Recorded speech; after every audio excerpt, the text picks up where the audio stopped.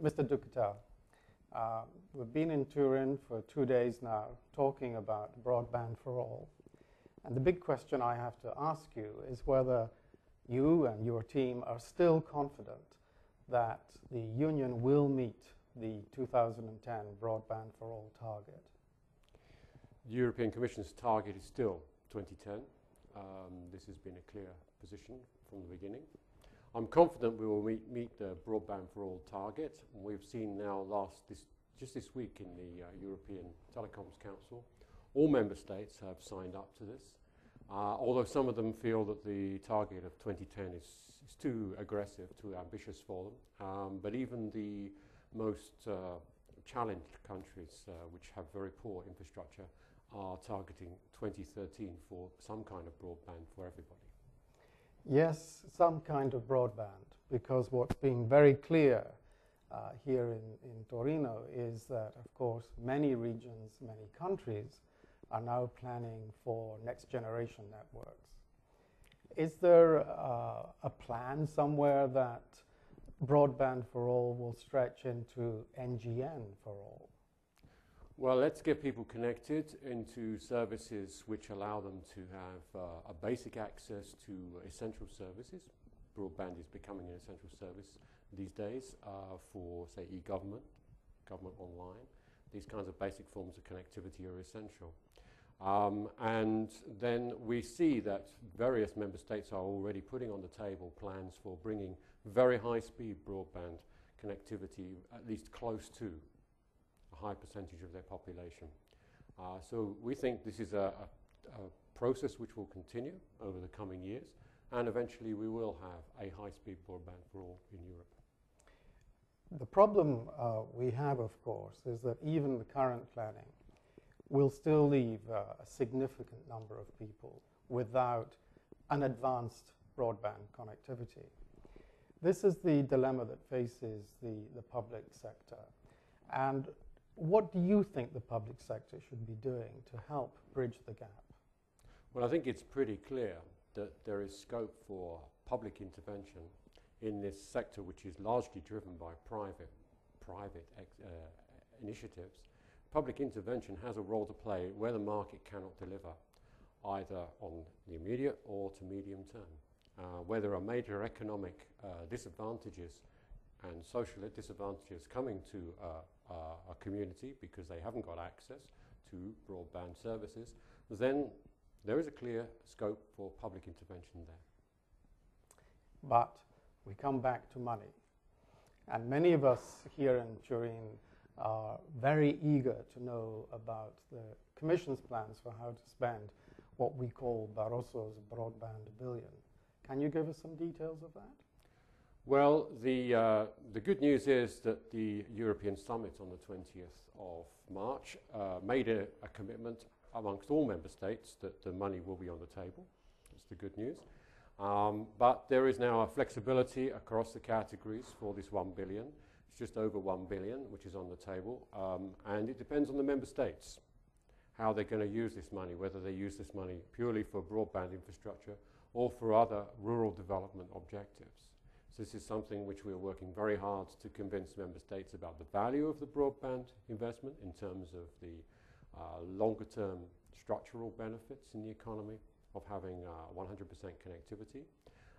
So it's a process of persuasion and of conviction. By the middle of July, 15th of July, member states should come back with their programs, and then we will see. At that point, we should have concrete proposals on the table, which should get going this year even, in order to start bridging the broadband gap. One of the issues that's always been a significant factor in the way that, for instance, networks like eris look at broadband for all is the whole question of e-inclusion. Do you think that there's a good chance that some of this money will go to support a greater emphasis on e-inclusion? We think that this money is largely, it is 100% in our view, dedicated to building out the coverage, it's the infrastructure. If you look at the structural funds, there's about 15 billion euros which are targeted towards information society projects. only about 2 billion at the moment go on infrastructure. The rest goes on these kinds of projects, skills, e-inclusion, tackling digital literacy, new services. So we think that that's where the emphasis has been, that was where the emphasis will continue. This particular funding is in order to extend the sine qua non of some kind of connectivity at a reasonable level. So at the end of the day, we'll be looking to the member states to decide what services they'll run over a new infrastructure or on a more advanced infrastructure. Well, the member states will be, of course, deciding which infrastructures go forward, because it's a bottom-up process. The regions propose to the national authorities, and the national authorities basically put their programs on the table, and we just do checks to make sure they're consistent with the rules.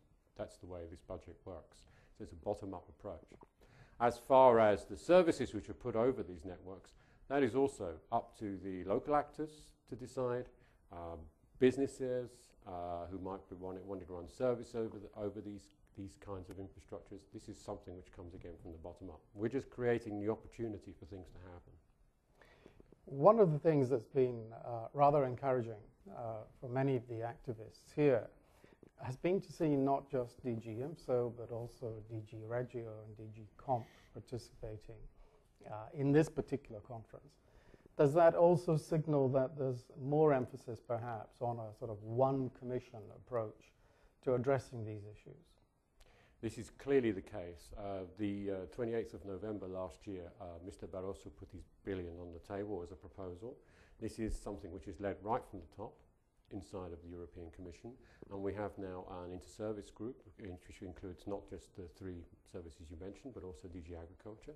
So IMSO, Agriculture, Regio and DG Competition working together with the services of Mr. Barroso, the Secretariat General, in a team, and by the summer we should come forward with a package of policy proposals on broadband, which will include the proposals we've already seen, a strategy for bringing high-speed broadband to the European population in general, and also elements which will be on the table. They've already been announced by Commissioner Cruz concerning state aid guidelines, clarifications, and indeed also a joint action between Mrs. Redding and Mrs. Cruz on the regulation of next generation access.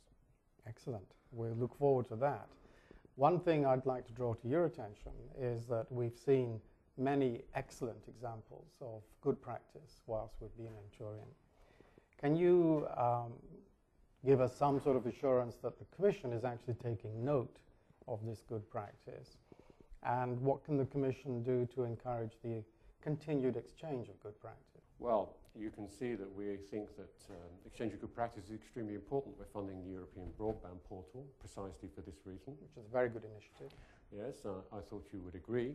And in addition, we have events like today, which is sponsored by our hosts in Region Piemonte and the B3 regions, which is part of the projects supported by our colleagues in the regional funds. Work also which is going on supported by DG Agriculture. So we're committed to this continuation of the learning path towards exchange of good practice. Well, thank you very much, Mr. Ducatel. Thank you, Mr. Hall.